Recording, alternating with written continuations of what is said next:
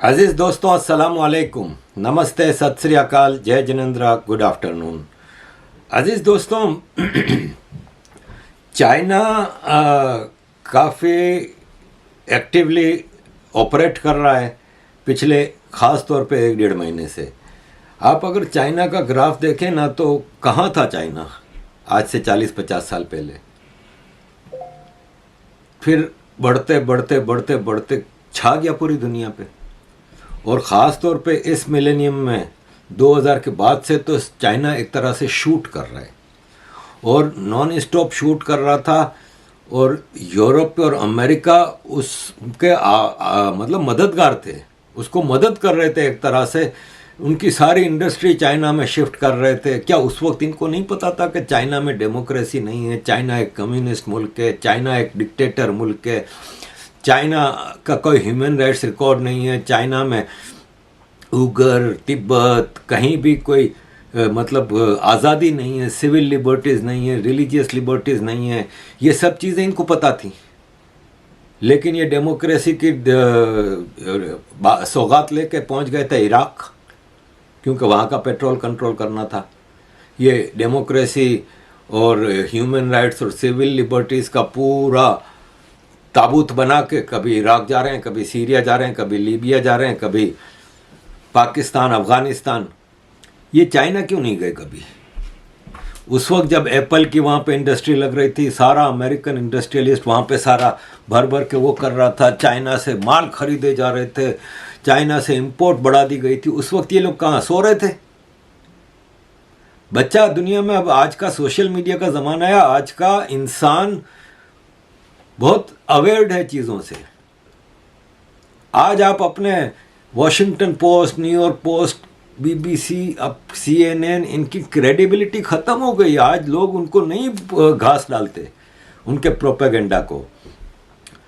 तो चाइना को बढ़ावा भी इन्होंने दिया। अब ये चाइना से डर रहे हैं, और ख़ास तौर पर अभी जो चाइना ने पिछले 1-1.5 महीने 2 महीने में देखे, तो चाइना ने तबाही मचा दी है।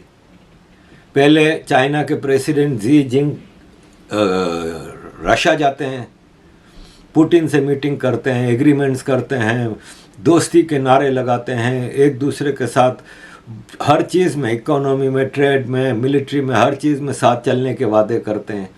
फिर इसके बाद यूरोपियन कमीशन की प्रेसिडेंट अर्सला और फ्रेंच प्रेसिडेंट मैक्रोन गए चाइना। वो फिर अभी लूला, ब्राज़ील प्रेसिडेंट लूला चाइना गया। और ये तीनों चीज़ें एक अलार्मिंग हद तक दुनिया के सामने आई। जी और पुतिन के अलायंस को इतना डर के, खौफ के मारे देखा है इन्होंने कि इसमें ये कोशिश कर रहे हैं कि इंडिया को भड़का के भिड़ा दें चाइना के साथ, तो मामला बहुत अच्छे हो जाएंगे। लेकिन देखें, रशिया है ना, चाइना का बहुत अच्छा दोस्त बना है, लेकिन रशिया इंडिया का पिछले 75 सालों से बहुत अच्छा दोस्त है। और रशिया है ना, कोई ऐसा चाइना को काम नहीं करने देगा जो एंटी इंडिया हो। चाइना कभी अरुणाचल के किसी गांव का नाम चेंज कर दे, चाइना कुछ छोटा मोटा बयान दे दे, वो सब अलग है, लेकिन कोई कांड नहीं करने देगा रशिया, क्योंकि रशिया इस वक्त एक मतलब चाइना को उसने समझा दिया है कि तुम और इंडिया ही अगली सुपर पावर्स हो। अजीज दोस्तों, शुरू करते हैं फ्रांस से। फ्रांस के प्रेसिडेंट मैक्रोन ने जो अपने ट्रिप में जब ये ऐलान किया कि हमें अमेरिका का दुम छल्ला नहीं बनना चाहिए, कि हम हर चीज़ में अमेरिका के पीछे पीछे चलते रहें, ये गलत है। इस पे बड़ा शोर हुआ, लेकिन इसने एक ऐसी चीज़ पब्लिक में लेके आया जो ज़्यादातर यूरोपियन उस तरफ सोचने जा रहे हैं कि यार, हम अमेरिका में जो भी गोरा है वो सब हमारा है। कोई आयरिश है, कोई जर्मन ओरिजिन का है, कोई इटालियन ओरिजिन का है, कोई ब्रिटिश ओरिजिन का है, स्पेनिश ओरिजिन के हैं। ये सब गोरे जो हैं वो यहाँ से गए हैं, आज हम उनके गुलाम बन गए हैं। और उसका यूरोप को क्या फ़ायदा है? यूरोप की इकोनॉमी रिसेशन दुनिया में सबसे ज़्यादा है। मतलब आप रिसेशन के जो हिसाब किताब देखें तो आपकी आंखें फटी की फटी रह जाएंगी कि इंग्लैंड का अगले साल का रिसेशन का जो रेशो दिया गया है वो अलार्मिंग है। आप ये देखें कि 75% England, Germany 60%, Italy 60%, Canada 60%, France 50%, Australia 40%, Japan 35%, south Korea 30%, Spain 25%। ये सब अमेरिका के दुम छल्ले बने हुए हैं। खुद अमेरिका का अपना रिसेशन 65%।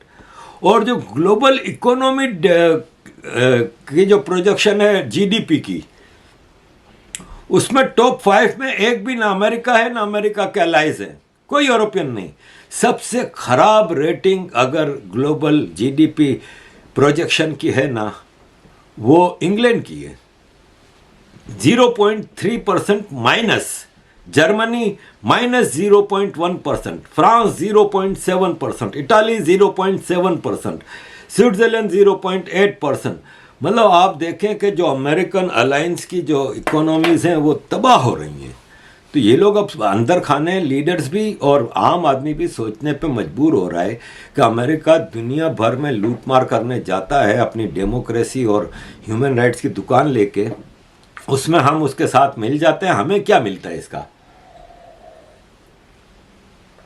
हमें उस सब का क्या फायदा है? तो ये आज सोच इसने दी है मैक्रोन ने। देखें मैक्रोन ने ना, इसने ये आपके सामने फॉरेन पॉलिसी मैगजीन है जो अमेरिका का एक बहुत बड़ा थिंक टैंक है, और उनका मैगजीन है वो अमेरिकन फॉरेन पॉलिसी को पॉलिश करके दुनिया के सामने पेश करता है। ये अमेरिकन जो ओलिगार्की है ना, रूलिंग ओलिगार्की, कॉरपोरेट सेक्टर्स और ये और वो, उनका नुमाइंदा है जो उनकी पॉलिसी सामने लाता है। इसने कहा कि अमेरिकन पॉलिसी मेकर्स जो हैं ना, वो मैक्रोन की बातों को सुनने के लिए तैयार नहीं है।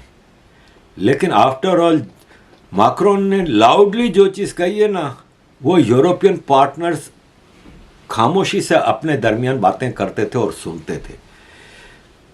यही फॉरेन पॉलिसी ये भी एक जगह लिखता है कि चाइना की जो रिसेंट विजिट्स की हैं मैक्रोन और यूरोपियन लीडर्स ने, उससे यूरोप में डिसयूनिटी आ गई है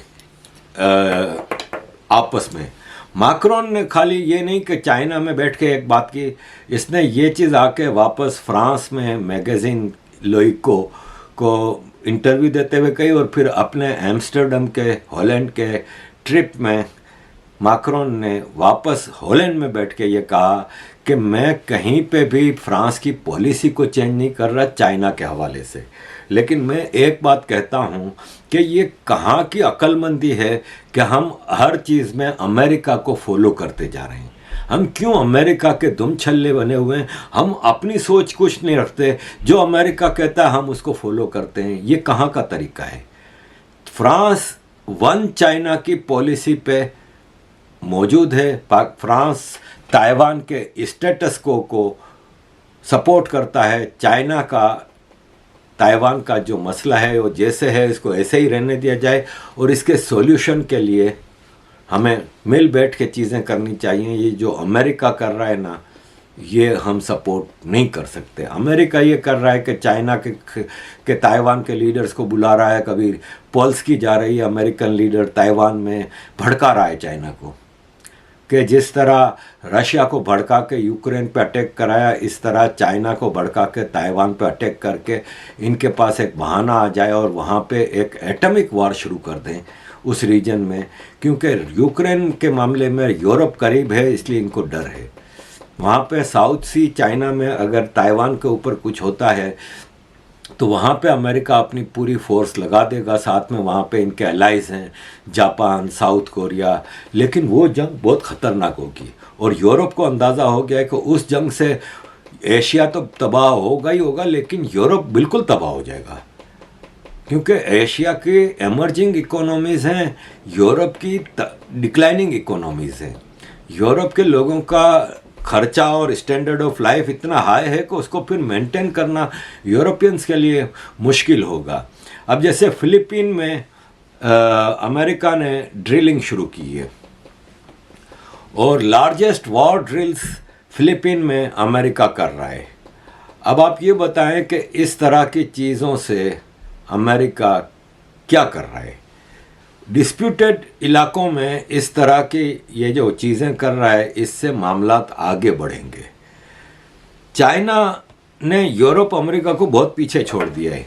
देखें, दुनिया में सबसे ज़्यादा ट्रेडिंग है ना, वो बाय एयर नहीं होती, बाय सी होती है। मेजॉरिटी ऑफ ट्रेडिंग है ना, वो समंदर से होती है और ये कंटेनर से होती है। दुनिया की चाइना के 7 मेजर पोर्ट्स है ना, वो दुनिया की टॉप पोर्ट है। शंघाई पोर्ट पे 45 मिलियन कंटेनर का बिजनेस होता है, जबकि इसके मुकाबले पे यूरोप की रोटरडम जो है उसका 14 मिलियन और लॉस एंजलिस अमेरिकन पोर्ट का 6 मिलियन। इसी तरह आप 7 टॉप की देख लें तो इसमें ये पिंक कलर का जो ग्राफ है ये चाइना का है, ग्रीन जो है वो यूरोप का है और पर्पल जो है वो अमेरिका का है। चाइना ने ट्रेड में इनको बिल्कुल पीछे छोड़ दिया है, कहीं का नहीं छोड़ा। आगे चाइना क्या कर रहा है, मुख्तलिफ जगहों पे अपनी एंट्रियां डाल रहा है। चाइना ने अफ़गानिस्तान में एक एग्रीमेंट किया है, लिथियम की डिपॉजिट्स जो हैं उसका $10 बिलियन का तालिबान सरकार के साथ एग्रीमेंट किया है और उससे लिथियम को एक्सप्लॉइट करेगा चाइना। याद रहे कि अफ़गानिस्तान में कहा जाता है, एक अंदाज़ा है कि $1 ट्रिलियन का लिथियम मौजूद है और ये चाइना की कंपनी वहाँ पे घुसी है। गोशिन नामी कंपनी ने एग्रीमेंट किया है और अब वहाँ से लिथियम निकालेगा। ऐसे में मैं अभी एक रिपोर्ट पढ़ रहा था कि अमेरिका के CIA की एक टीम टॉप के लोगों से, ये नहीं कि आम कोई, टॉप पॉलिसी मेकर्स इस वक्त लगातार अफ़गानिस्तान, दुबई, दोहा, कतर, पाकिस्तान के दौरे कर रहे हैं और वो अफ़गानिस्तान के हवाले से अपना कुछ मामलात वो कर रहे हैं। जहाँ पे कुछ उनका मामला ख़राब होता है वहाँ पे ये शुरू हो जाते हैं। तो अफ़गानिस्तान के हवाले से ये कुछ करना चाहते हैं, लेकिन याद रहे कि इस वक्त अमेरिका अब वो चीज़ नहीं रही है। एक तो यूरोप इसके साथ ज़रा खुल के हर चीज़ में सामने नहीं है, साथ में नहीं है। दूसरा, चाइना, रशिया बहुत बड़ी पावर्स हैं जो कि ऐसे मामलात में अमेरिका के लिए मुश्किल खड़ी कर सकते हैं। यूरोपियन यूनियन के जो प्रेसिडेंट हैं, यूरोपियन काउंसिल के,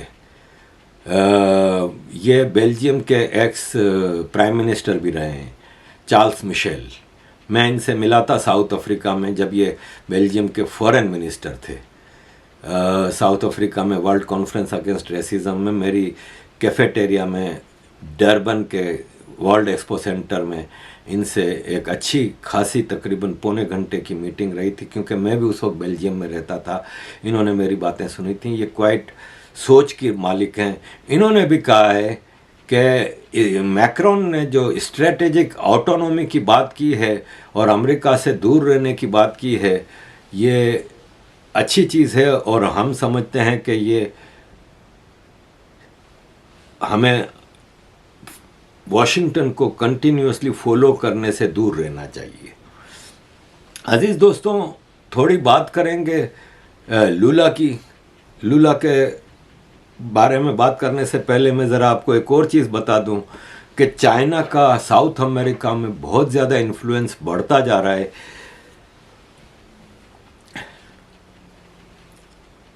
साउथ अमेरिका का मुल्क होंडुरास ताइवान को सपोर्ट करता था और ताइपाई को चाइना मानता था, लेकिन अब इन्होंने बीजिंग की तरफ अपना वो बढ़ा दिया है ताल्लुक, और चाइना ने साउथ अमेरिका में ज़बरदस्त investment, loans, financial instruments like swaps और इंडस्ट्रियलाइजेशन, इंफ्रास्ट्रक्चरल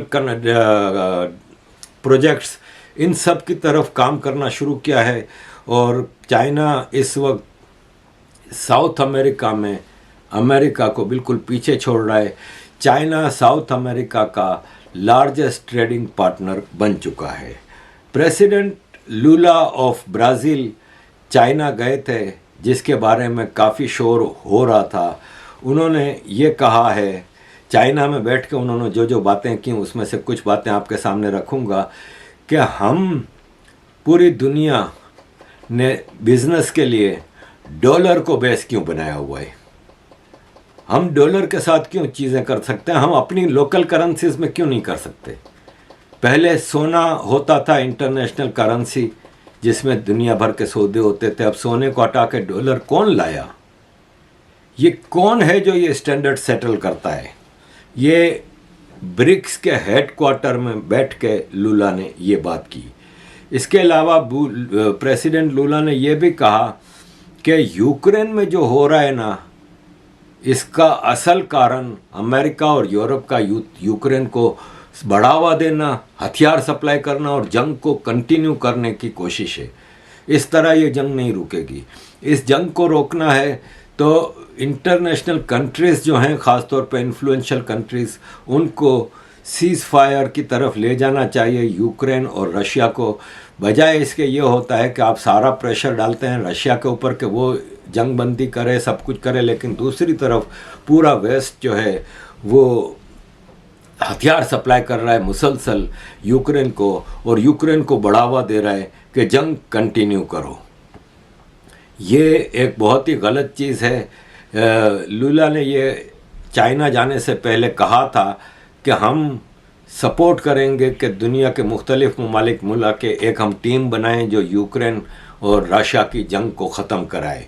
तो उनसे पूछा गया चाइना में कि इसके ऊपर क्या डेवलपमेंट हुई, तो उसने कहा कि देखें, हम तो तैयार हैं जंग ख़त्म कराने के लिए, हर चीज़ करने के लिए, लेकिन इसमें सबसे बड़ा रोल अमेरिका और यूरोप का है। इनको इस जंग को बढ़ावा देने के बजाय, हथियार सप्लाई करने के बजाय इसको रोकने की तरफ जाना चाहिए। चाइना और ब्राज़ील के दरमियान बिलियंस ऑफ डॉलर के एग्रीमेंट हुए हैं प्रेसिडेंट लूला के इस चाइनीज़ ट्रिप के दौरान, जिसमें जी जिंग और लूला के दरमियान कई एग्रीमेंट हुए हैं जो बिलियंस ऑफ डॉलर्स के थे। और इसमें फोर्ड का जो अमेरिकन गाड़ी बनाने की कंपनी है जो फोर्ड, उसका मैन्युफैक्चरिंग प्लांट था, उसको ब्राज़ील ख़त्म कर रहा है और उसकी जगह Chinese electric car giant BYD की इंस्टॉलेशन की बातचीत हुई है। और इस विज़िट में सोयाबीन्स का ही खाली मामला नहीं हुआ, सैटेलाइट्स और दूसरी कई चीज़ों के एग्रीमेंट हुए हैं। अजीज़ दोस्तों,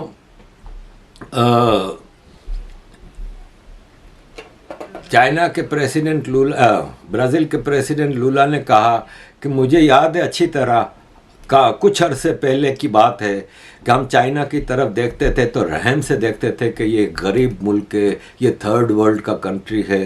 कहता है उस वक्त ब्राज़ील की लोगों की सैलरीज चाइनीज़ लोगों से बहुत ज़्यादा थी और ब्राज़ील की economy was much stronger than China.